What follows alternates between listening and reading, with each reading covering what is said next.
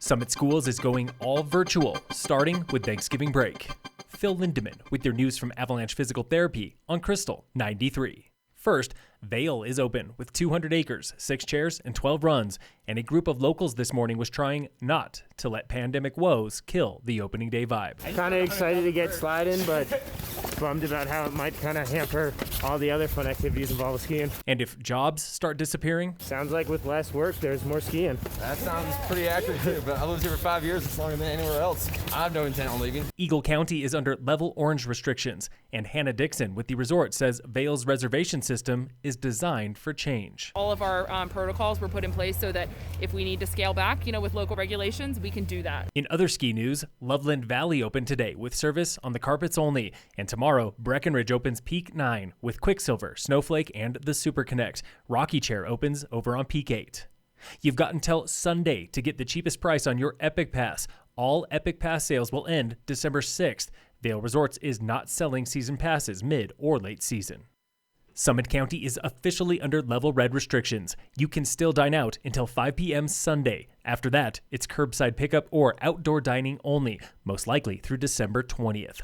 Level red means no social gatherings of any size. And Public Health Director Amy Wineland knows this won't be easy. We understand that this is a great sacrifice given the Thanksgiving holiday coming up next week, but it's something that we really need to buckle down and do as a community. Summit School District is going virtual after Thanksgiving at all schools for all grades. Mickey Grebitz with the district. A number of our staff and students are transitioning back and forth from the classroom and home and back, and it's just become an unsustainable model with the number of staff out and not being able to continue to provide consistent learning. Blended learning should return in January.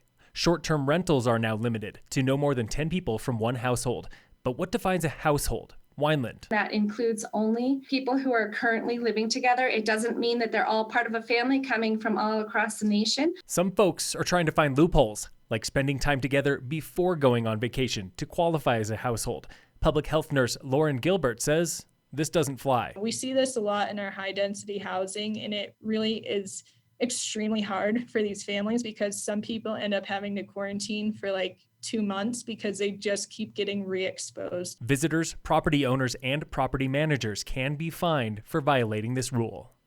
This weekend, as part of our special Music at the Summit series, we'll be hearing from Frisco Funk Collective's Tyler Easton. He's played with up to 3 bands at once and said COVID is tough on a hustling musician. High Five, we've played 2 gigs since March, so basically put that whole project just dead in the water. The same thing with Satellite 13. We were set up. We were going to be doing a tour down the West Coast. We had it all kind of set up. We were going to go out and start up in Northern California, kind of head down to San Diego, back to Vegas, back to Colorado. And obviously all that's just gone. Tune into Krystal 93 all weekend for our full interview with Tyler, Saturday and Sunday, 9 a.m. and 3 p.m. In sports, Women's World Cup ski racing is back this weekend for slalom in Levi, Finland. Michaela Schifrin will be back on the start line for the first time in 300 days, along with 4 other teammates. Opening race is tomorrow. The Broncos play the Dolphins Sunday in Denver. And in local sports, brought to you by American Family Insurance, the Weiss Agency, the annual Copper Grand Prix, scheduled for December 17th to 19th, has been canceled due to COVID. The World Cup halfpipe and big air events might be rescheduled, but athletes are not holding their breath. This comes as alpine ski teams from across the nation and globe are still training out of East Village, including the U.S. ski team.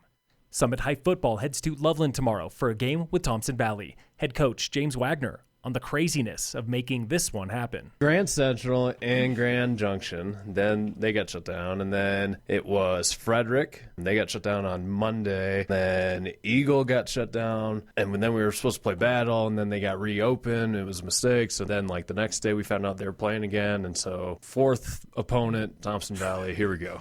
Game time is 5 p.m. Phil Lindemann with your news from Avalanche Physical Therapy on Krystal 93.